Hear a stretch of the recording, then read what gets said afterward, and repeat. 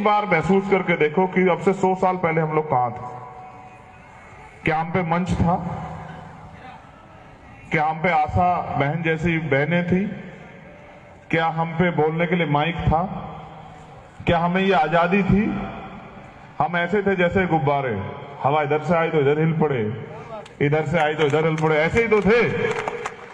हमारा कोई वजूद नहीं था, हम गुलाम थे। जिसको जो मन आए हमें वो कहता था, जिसको जिस मन से आए हमें सींचता था, जिसको जो मन आए उस डंडे से हमें हाँकता था।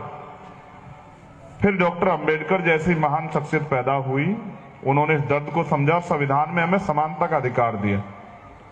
उनके अथक प्रयासों से इस देश की तमाम महिलाओं को, वो किसी जाति धर्म की, उनको अवसर मिला।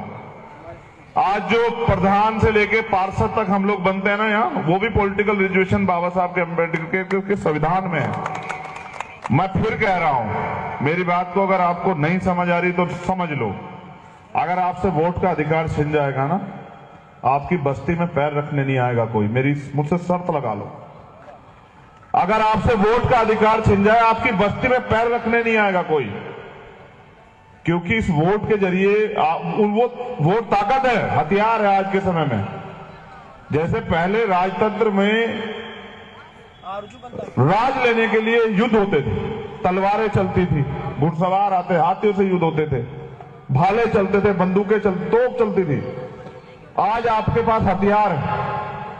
ताकतवर बनने के लिए वोट, और ताकत का प्रयोग करने के लिए कि ताकत का यूज कैसे करना है, उसके लिए एजुकेशन, शिक्षा।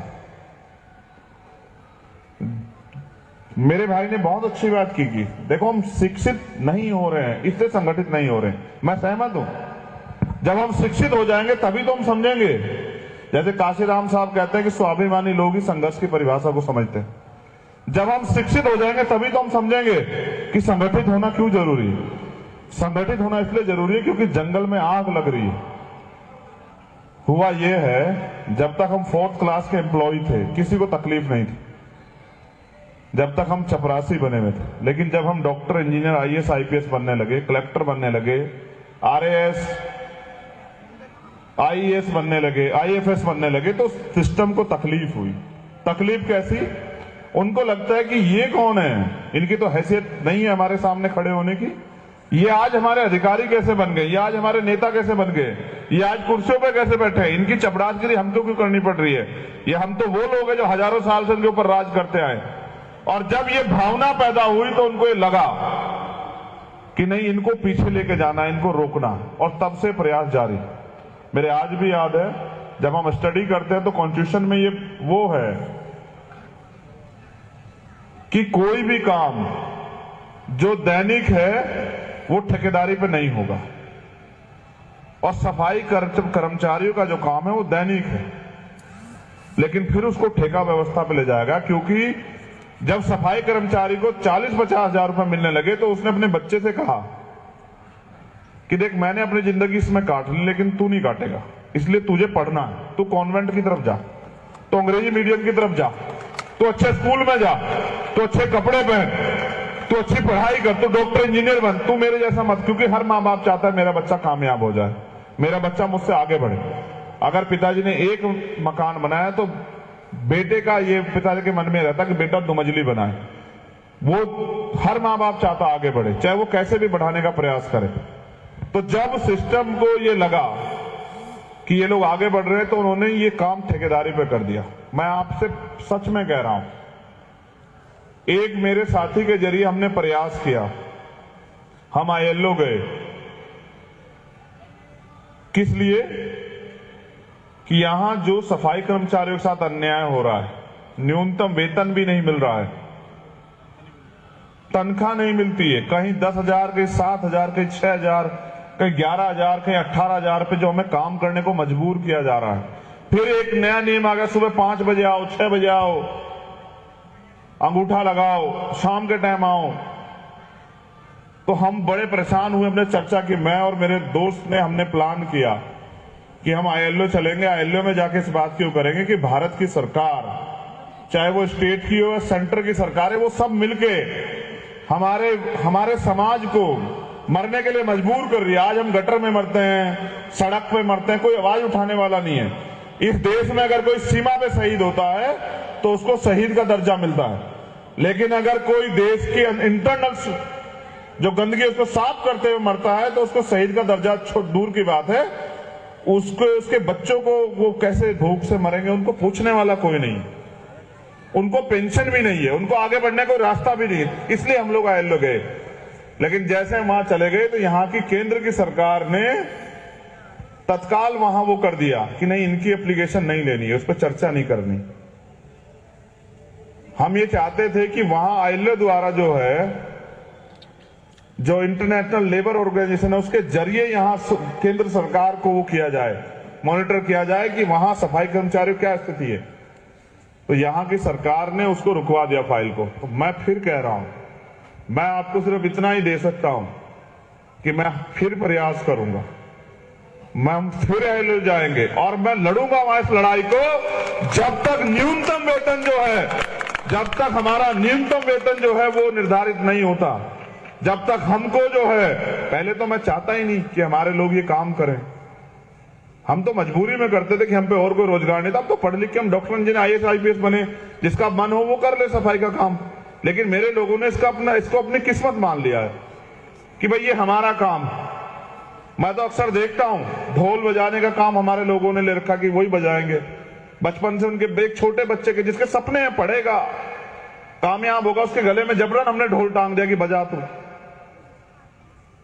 क्यों हम उसके भविष्य के साथ खिलवाड़ कर रहे हैं? क्यों हम उसको अवसर नहीं दे रहे हैं? क्यों हम उसके पैर बांध दे रहे हैं? तो मैं अपने समाज के लोगों से भी कह रहा हूं, आप धोखा कर रहे हैं। अगर आप परेशानियों में जिए, उस समय ये सुविधाएं नहीं थी तो तब ठीक था। आज अपने बच्चों को क्यों मरने के लिए छोड़ रहे हो? आपको नहीं पता क्यों मरेगा? क्या सरकार की नजरों में हमारी जिंदगी कोई मोल नहीं है? कि आज भी बहुत बातें करती हैं सरकारें। हम दिल्ली में रहते हैं, ये और हम और हिमांशु बात करते हैं, कोरोना काल में इतने सफाई कर्मचारी मरे, सरकार ने कहा, वहां की जो सरकार है, कि 1 करोड़ रुपए का मुआवजा देंगे। एक बच्चे को 10 लाख रुपए के मुआवजे के लिए लड़े हम, उसको 10 लाख का मुआवजा जबरन हमने प्रयास किया तो वो 10 लाख पे मान गया। आपने कहा मत मानो, 1 करोड़ दिलाएंगे, 2-4 दिन लड़ो तो सही। नहीं भैया, मैं तो 10 लाख पे मान जाऊंगा। तो हमारे लोगों ने सोच लिया कि नहीं, हमें लड़ना नहीं। मैं आपसे पूछना चाहता हूं, 2 हाथ हैं आपके, 2 पैर हैं आपके, 2 आंखें हैं आपको, आप शारीरिक रूप से सक्षम हैं, तो फिर आप अगर क्यों हार रहे हैं? आप क्यों अपने मनोबल को मजबूत नहीं कर रहे हैं कि नहीं यार नहीं करेंगे? और फिर हम ये सब करने के बाद भी हम ही नीच है, हम ही छोटी जाति, हम ही अछूत है। जो गंदगी करता है वो नीच नहीं है, वो अछूत नहीं है। फिर भी घरना हमसे ही होगी जो इस देश की गंदगी को साफ कर रहे हैं। फिर ही हमको अपमानित किया जाएगा। और राजस्थान में तो चरम पे है। तो मैं तो आपसे कहूंगा, इसको फेंक दो घर से निकाल के। आप मेहनत मजदूरी करके खा सकते हो, क्यों अपने सर पे इसको उठा के बैठा है? बाबा साहब को क्यों नहीं एक्सेप्ट करना चाह रहे हो? वो डॉक्टर अंबेडकर जिन्होंने हमारी जिंदगी बदली, जिनकी वजह से हमें पढ़ने का और आगे बढ़ने का अधिकार मिला, उनको क्यों एक्सेप्ट नहीं कर रहे हैं? मैं तो हिमांशु जी अभी कह के गए कि भगवान वाल्मीकि जी के हाथ में कलम है। इधर बाबा साहब भी हमें कलम का इशारा करते हैं, कहते हैं शिक्षा शेरनी का वो दूध है जो पिएगा वो दहाड़ेगा। फिर हम लोग क्यों नहीं मान रहे हैं? क्यों हम जो है झाड़ू पकड़ के खड़े हो गए? क्या हम में कोई कमजोरी है? ये तो मार्शल कौम है, ये मार्शल कौम है। लोग इसका यूज करते हैं अपनी राजनीतिक सत्ता के लिए। इनको आगे करके कत्ल इनके होते हैं, काम उनका आगे बढ़ता है। फिर मेरा समाज क्यों नहीं समझना चाहता? मैं तो खुश हूं, मैं तो चाहता हूं सारी बहनें बने तो आशा बहन जैसी। मुझे तो गर्व है, अगर सारे भाई बने तो बने मुकेश वाल्मीकि के बच्चों जैसे। मुझे तो गर्व है, मेरा भाई बने तो विकास जैसा। अरे अगर राजनीति भी करनी है तो अपने दम पे करो, और अगर जीना भी है तो शेर की तरह जियो, कुत्ते बिल्ली की तरह। तो जो ये तमाम दुनिया जी रही है, आप लोग अपने इतिहास को, वजूद को पहचानो तो सही। मुझे तो आपसे यही शिकायत है कि आप अपनी ताकत को नहीं पहचान पा रहे, आप अपनी क्षमता को नहीं जान पा रहे हो। जो ताकत आपके अंदर है वो तो किसी के पास है ही नहीं, उसका उपयोग तो करो। देखो सीधी बात, एक आदमी अपनी ताकत दीवार तोड़ने में कर रहा है और एक आदमी अपनी ताकत जो है वो दीवार बनाने में कर रहा है। दोनों में अंतर। एक आदमी हथौड़े से दीवार तोड़ रहा है और एक आदमी सर से तोड़ रहा है। हमें तय करना पड़ेगा कि हमें अपना रास्ता कैसे, कौन सा चूज करना है। तो मुझे यह विश्वास है कि आज नहीं तो कल हमारे लोग इस बात को समझेंगे और इस बात के साथ आगे बढ़ेंगे। आज नहीं तो कल हमारे लोग इस बात को महसूस करेंगे कि वो आजाद भारत में जी रहे, ये गुलाम भारत नहीं। और मेरा ऐसा मानना है कि आज नहीं तो कल हम पे ताकत आएगी, हमारे हिस्से में कलम की ताकत आएगी। और मैं तो आपको अवसर दूंगा, पूरी जिम्मेदारी से कह रहा हूं, जयपुर में मैं आपको अवसर दूंगा। मैं पूरी जिम्मेदारी से कह रहा हूं कि आपके हाथ में जो है ताकत आए। और मैं आपसे एक और वादा कर रहा हूं, हम इतनी मेहनत करेंगे कि जिस शख्स के बारे में मैंने आपसे कहा कि दिल्ली की गद्दी पे उसको बिठाएं, कि देश की राजधानी में आपका झंडा और डंडा दोनों बुलंद हो, आपका मान हो, आपका सम्मान हो और आपको पहचान मिले। तो मेरा ऐसा प्रयास रहेगा कि हम इस लड़ाई को मजबूती से लड़ते रहें और इस लड़ाई को आगे बढ़ाते रहें। बस मैं आपसे ये अनुरोध करूंगा, जो लड़ रहा है उसका साथ दें, क्योंकि अगर आज आप साथ नहीं दोगे तो कल कोई हिम्मत जुटा कर थोड़ा ही पाएगा। आप देखो तो सही, कहां से उठ के आके कहां आना पड़ता है। दुश्मन भी रास्ता रोक रहा है और अपने लोग भी रास्ता रोक देंगे तो कैसे चलेगा। इसलिए आपसे कह रहा हूं कि जो लड़ रहा है उसका साथ दो। और नौजवान साथियों से अपील करता हूं, मैं गारंटी लेता हूं कि राजस्थान को जितेंद्र अठवाल जैसा नेता दोबारा नहीं मिलेगा जीवन में। मैं गारंटी लेता हूं एडवोकेट चंद्रशेखर आजाद। अगर आपने उसकी सुरक्षा की, आपने उसको अवसर दिया, आपने उसको ताकत देके आगे बढ़ाया लोकतंत्र में, तो मैं गारंटी देता हूं कि आपकी तरफ आंख उठाने वाला वो तो वैसे भी नहीं है। ये बैठे कमल साहब बैठे, वो तो वैसे भी नहीं, लेकिन आपके अधिकारों के साथ छेड़खानी करने की सोच रखने वाला भी सपने में जाग जाएगा कि क्या करने के बारे में सोच रहा। इसलिए कह रहा हूं, अपने लीडर को ताकत दो जिससे वो इस लड़ाई को लड़ सके। और अब वो तैयार है लड़ने के लिए, इसलिए मैं उसका दोबारा धन्यवाद करता हूं। आपने मुझे बुलाया, मुझे सुना, मेरे मन की नहीं सुनी, क्योंकि मैं तो कुछ और सुनना चाहता था।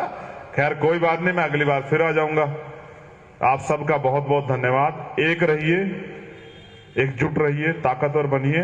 एक दूसरे के पैर खींचने के बजाय, टांग खींचने के बजाय एक दूसरे का हाथ पकड़िए और तेजी से आगे बढ़िए। कोई आपका रास्ता नहीं रोक सकता है। अभी सब कुछ आपके हाथ में है। कहीं देर हुई तो ऐसा ना हो कि दुश्मन संविधान को कमजोर कर दे और हमसे सारे अधिकार छिन जाए। अभी हम बहुत ताकतवर हैं। अभी हम पे सारे अवसर कि हम आगे बढ़ जाएं और अपनी तरक्की के रास्ते खोल दें। बिजनेस को भी एक्सेप्ट करो, ये भी मेरी आपसे वो है। नौकरियों के भरोसा छोड़ दो, नौकरियां है ही नहीं। अब प्राइवेट बार महसूस करके देखो कि अब से 100 साल पहले हम लोग कहां थे। क्या हम पे मंच था? क्या हम पे आशा बहन जैसी बहनें थी? क्या हम पे बोलने के लिए माइक था? क्या हमें ये आजादी थी? हम ऐसे थे जैसे गुब्बारे, हवा इधर से आई तो इधर हिल पड़े, इधर से आई तो इधर हिल पड़े, ऐसे ही तो थे। हमारा कोई वजूद नहीं था, हम गुलाम थे। जिसको जो मन आए हमें वो कहता था, जिसको जिस मन से आए हमें सींचता था, जिसको जो मन आए उस डंडे से हमें हाँकता था। फिर डॉक्टर अंबेडकर जैसी महान शख्सियत पैदा हुई, उन्होंने इस दर्द को समझा, संविधान में हमें समानता का अधिकार दिया। उनके अथक प्रयासों से इस देश की तमाम महिलाओं को, वो किसी जाति धर्म की, उनको अवसर मिला। आज जो प्रधान से लेके पार्षद तक हम लोग बनते हैं ना यहाँ, वो भी पॉलिटिकल रिजर्वेशन बाबा साहब के अम्बेडकर के संविधान में है। मैं फिर कह रहा हूं, मेरी बात को अगर आपको नहीं समझ आ रही तो समझ लो। अगर आपसे वोट का अधिकार छिन जाएगा ना, आपकी बस्ती में पैर रखने नहीं आएगा कोई। मुझसे शर्त लगा लो, अगर आपसे वोट का अधिकार छिन जाए, आपकी बस्ती में पैर रखने नहीं आएगा कोई। क्योंकि इस वोट के जरिए वोट ताकत है, हथियार है आज के समय में। जैसे पहले राजतंत्र में राज लेने के लिए युद्ध होते थे, तलवारें चलती थी, घुड़सवार आते, हाथियों से युद्ध होते थे, भाले चलते थे, बंदूकें चलती, तोप चलती थी। आज आपके पास हथियार है, ताकतवर बनने के लिए वोट, और ताकत का प्रयोग करने के लिए कि ताकत का यूज कैसे करना है उसके लिए एजुकेशन, शिक्षा। मेरे भाई ने बहुत अच्छी बात की कि देखो हम शिक्षित नहीं हो रहे हैं इसलिए संगठित नहीं हो रहे हैं, मैं सहमत हूं। जब हम शिक्षित हो जाएंगे तभी तो हम समझेंगे। जैसे काशीराम साहब कहते हैं कि स्वाभिमानी लोग ही संघर्ष की परिभाषा को समझते हैं। जब हम शिक्षित हो जाएंगे तभी तो हम समझेंगे कि संगठित होना क्यों जरूरी है। संगठित होना इसलिए जरूरी है क्योंकि जंगल में आग लग रही है। हुआ यह है, जब तक हम 4th क्लास के एम्प्लॉय थे किसी को तकलीफ नहीं थी, जब तक हम चपरासी बने हुए थे। लेकिन जब हम डॉक्टर, इंजीनियर, IAS, IPS बनने लगे, कलेक्टर बनने लगे, RAS, IAS बनने लगे, IFS बनने लगे, तो सिस्टम को तकलीफ हुई। तकलीफ कैसी? उनको लगता है कि ये कौन है, इनकी तो हैसियत नहीं है हमारे सामने खड़े होने की। ये आज हमारे अधिकारी कैसे बन गए, ये आज हमारे नेता कैसे बन गए, ये आज कुर्सियों पे कैसे बैठे हैं, इनकी चपरासीगिरी हमको क्यों करनी पड़ रही है। ये हम तो वो लोग हैं जो हजारों साल से इनके ऊपर राज करते आए। और जब ये भावना पैदा हुई तो उनको ये लगा कि नहीं, इनको पीछे लेके जाना, इनको रोकना, और तब से प्रयास जारी। मेरे आज भी याद है जब हम स्टडी करते हैं तो कॉन्स्टिट्यूशन में ये वो है कि कोई भी काम जो दैनिक है वो ठेकेदारी पे नहीं होगा, और सफाई कर्मचारियों का जो काम है वो दैनिक है, लेकिन फिर उसको ठेका व्यवस्था पे ले जाएगा। क्योंकि जब सफाई कर्मचारी को 40-50 हजार रुपए मिलने लगे तो उसने अपने बच्चे से कहा कि देख, मैंने अपनी जिंदगी इसमें काट ली लेकिन तू नहीं काटेगा, इसलिए तुझे पढ़ना है, तू कॉन्वेंट की तरफ जा, तो अंग्रेजी मीडियम की तरफ जा, तो अच्छे स्कूल में जा, तो अच्छे कपड़े पहन, तू अच्छी पढ़ाई कर, तो डॉक्टर, इंजीनियर बन, तू मेरे जैसा मत। क्योंकि हर माँ बाप चाहता है मेरा बच्चा कामयाब हो जाए, मेरा बच्चा मुझसे आगे बढ़े।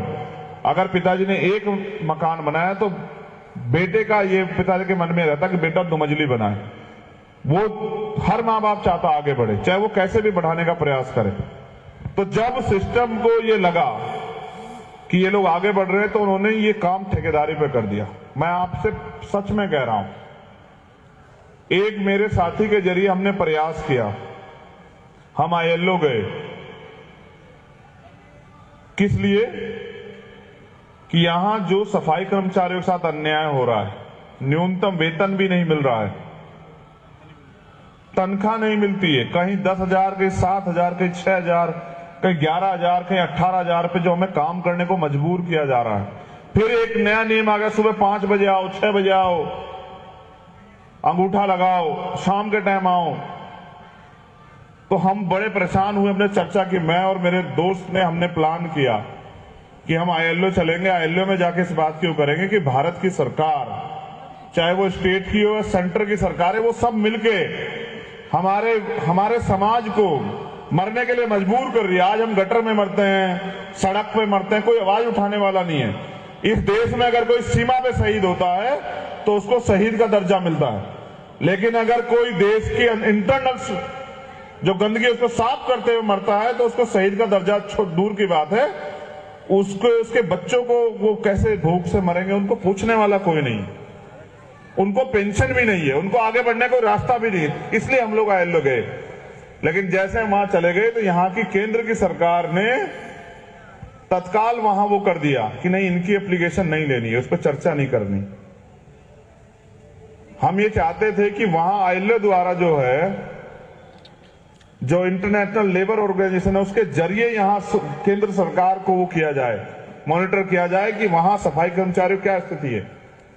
तो यहां की सरकार ने उसको रुकवा दिया फाइल को। तो मैं फिर कह रहा हूं, मैं आपको सिर्फ इतना ही दे सकता हूं कि मैं फिर प्रयास करूंगा, हम फिर ILO जाएंगे और मैं लड़ूंगा वहां इस लड़ाई को जब तक न्यूनतम वेतन जो है, जब तक हमारा न्यूनतम वेतन जो है वो निर्धारित नहीं होता, जब तक हमको जो है, पहले तो मैं चाहता ही नहीं कि हमारे लोग ये काम करें, हम तो मजबूरी में करते थे कि हम पे और कोई रोजगार नहीं था। अब तो पढ़ लिख के हम डॉक्टर, इंजीनियर, IAS, IPS बने, जिसका मन हो वो कर ले सफाई का काम।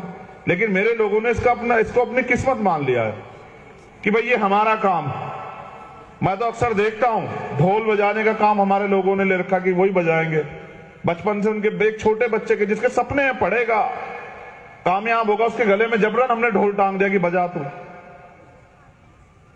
क्यों हम उसके भविष्य के साथ खिलवाड़ कर रहे हैं? क्यों हम उसको अवसर नहीं दे रहे हैं? क्यों हम उसके पैर बांध दे रहे हैं? तो मैं अपने समाज के लोगों से भी कह रहा हूं, आप धोखा कर रहे हैं। अगर आप परेशानियों में जिए, उस समय ये सुविधाएं नहीं थी तो तब ठीक था। आज अपने बच्चों को क्यों मरने के लिए छोड़ रहे हो? आपको नहीं पता क्यों मरेगा? क्या सरकार की नजरों में हमारी जिंदगी कोई मोल नहीं है? कि आज भी बहुत बातें करती हैं सरकारें। हम दिल्ली में रहते हैं, ये और हम और हिमांशु बात करते हैं, कोरोना काल में इतने सफाई कर्मचारी मरे, सरकार ने कहा, वहां की जो सरकार है, कि 1 करोड़ रुपए का मुआवजा देंगे। एक बच्चे को 10 लाख रुपए के मुआवजे के लिए लड़े हम, उसको 10 लाख का मुआवजा जबरन हमने प्रयास किया तो वो 10 लाख पे मान गया। आपने कहा मत मानो, 1 करोड़ दिलाएंगे, 2-4 दिन लड़ो तो सही। नहीं भैया, मैं तो 10 लाख पे मान जाऊंगा। तो हमारे लोगों ने सोच लिया कि नहीं, हमें लड़ना नहीं। मैं आपसे पूछना चाहता हूं, 2 हाथ हैं आपके, 2 पैर हैं आपके, 2 आंखें हैं आपको, आप शारीरिक रूप से सक्षम हैं, तो फिर आप अगर क्यों हार रहे हैं? आप क्यों अपने मनोबल को मजबूत नहीं कर रहे हैं कि नहीं यार नहीं करेंगे? और फिर हम ये सब करने के बाद भी हम ही नीच है, हम ही छोटी जाति, हम ही अछूत है। जो गंदगी करता है वो नीच नहीं है, वो अछूत नहीं है। फिर भी घरना हमसे ही होगी जो इस देश की गंदगी को साफ कर रहे हैं। फिर ही हमको अपमानित किया जाएगा। और राजस्थान में तो चरम पे है। तो मैं तो आपसे कहूंगा, इसको फेंक दो घर से निकाल के। आप मेहनत मजदूरी करके खा सकते हो, क्यों अपने सर पे इसको उठा के बैठा है? बाबा साहब को क्यों नहीं एक्सेप्ट करना चाह रहे हो? वो डॉक्टर अंबेडकर जिन्होंने हमारी जिंदगी बदली, जिनकी वजह से हमें पढ़ने का और आगे बढ़ने का अधिकार मिला, उनको क्यों एक्सेप्ट नहीं कर रहे हैं? मैं तो हिमांशु जी अभी कह के गए कि भगवान वाल्मीकि जी के हाथ में कलम है। इधर बाबा साहब भी हमें कलम का इशारा करते हैं, कहते हैं शिक्षा शेरनी का वो दूध है जो पिएगा वो दहाड़ेगा। फिर हम लोग क्यों नहीं मान रहे हैं? क्यों हम जो है झाड़ू पकड़ के खड़े हो गए? क्या हम में कोई कमजोरी है? ये तो मार्शल कौम है, ये मार्शल कौम है। लोग इसका यूज करते हैं अपनी राजनीतिक सत्ता के लिए। इनको आगे करके कत्ल इनके होते हैं, काम उनका आगे बढ़ता है। फिर मेरा समाज क्यों नहीं समझना चाहता? मैं तो खुश हूं। मैं तो चाहता हूं सारी बहनें बने तो आशा बहन जैसी। मुझे तो गर्व है। अगर सारे भाई बने तो बने मुकेश वाल्मीकि के बच्चों जैसे। मुझे तो गर्व है मेरा भाई बने तो विकास जैसा। अरे अगर राजनीति भी करनी है तो अपने दम पे करो, और अगर जीना भी है तो शेर की तरह जियो, कुत्ते बिल्ली की तरह। तो जो ये तमाम दुनिया जी रही है, आप लोग अपने इतिहास को, वजूद को पहचानो तो सही। मुझे तो आपसे यही शिकायत है कि आप अपनी ताकत को नहीं पहचान पा रहे, आप अपनी क्षमता को नहीं जान पा रहे। जो ताकत आपके अंदर है वो तो किसी के पास है ही नहीं, उसका उपयोग तो करो। देखो सीधी बात, एक आदमी अपनी ताकत दीवार तोड़ने में कर रहा है और एक आदमी अपनी ताकत जो है वो दीवार बनाने में कर रहा है। दोनों में अंतर। एक आदमी हथौड़े से दीवार तोड़ रहा है और एक आदमी सर से तोड़ रहा है।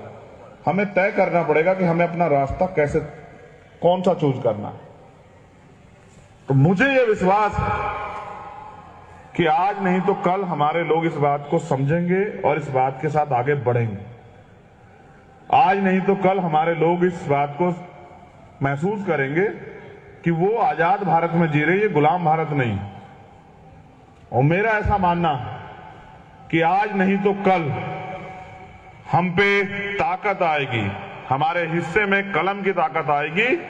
और मैं तो आपको अवसर दूंगा, पूरी जिम्मेदारी से कह रहा हूं, जयपुर में मैं आपको अवसर दूंगा। मैं पूरी जिम्मेदारी से कह रहा हूं कि आपके हाथ में जो है ताकत आए।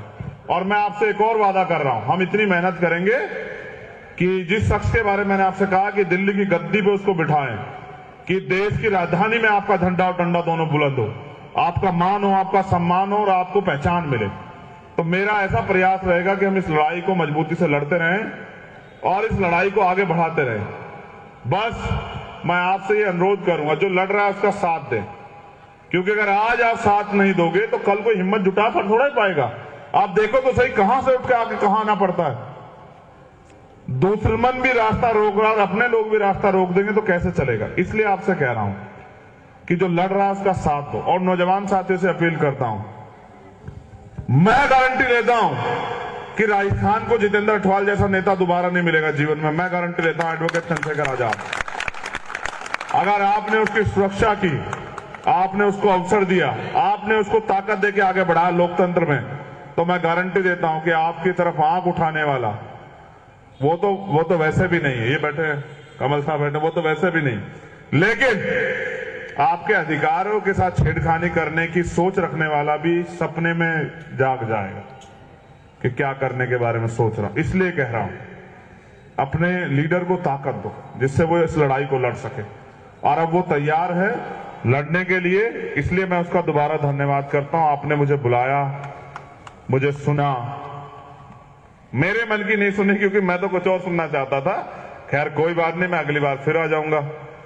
आप सबका बहुत बहुत धन्यवाद। एक रहिए, एकजुट रहिए, ताकतवर बनिए, एक दूसरे के पैर खींचने के बजाय, टांग खींचने के बजाय एक दूसरे का हाथ पकड़िए और तेजी से आगे बढ़िए। कोई आपका रास्ता नहीं रोक सकता है, अभी सब कुछ आपके हाथ में है।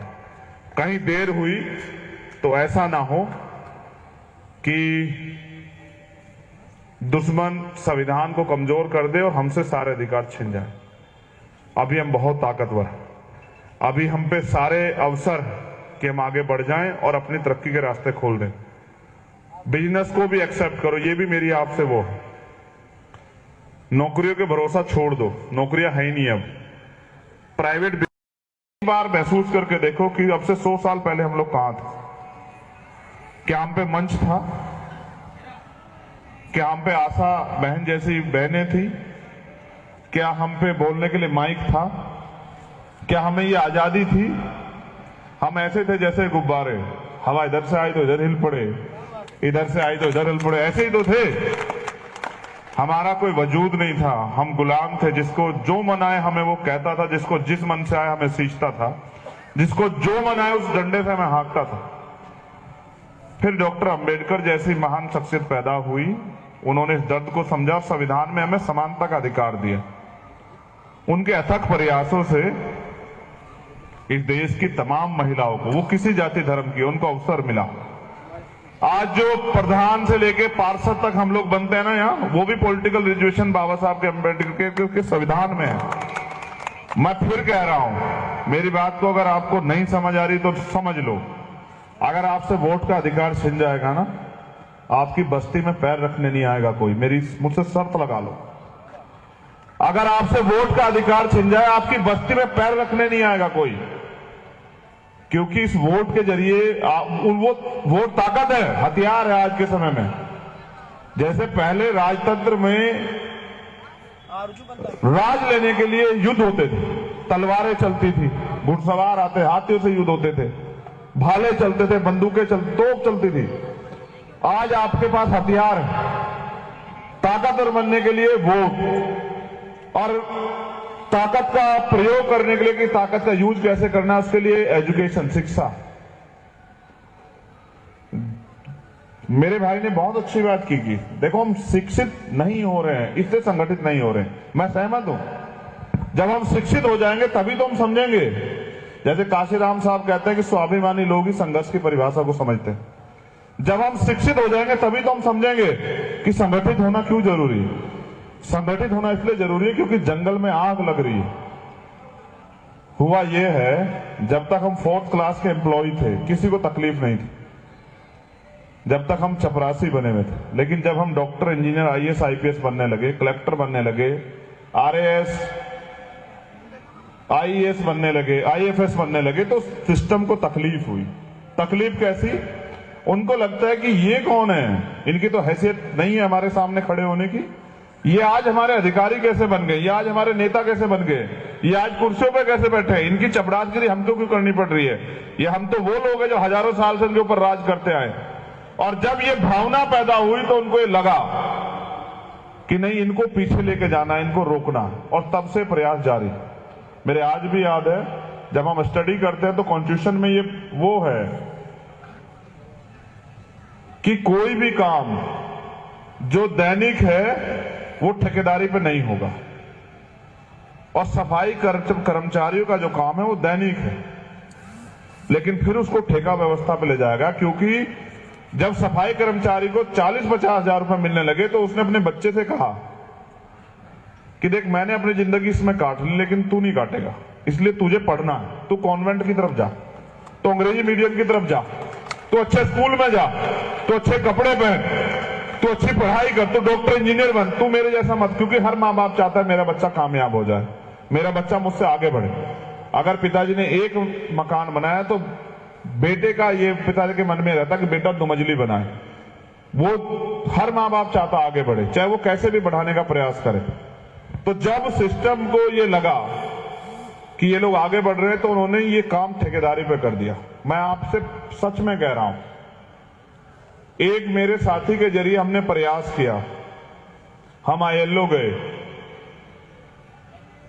किस लिए?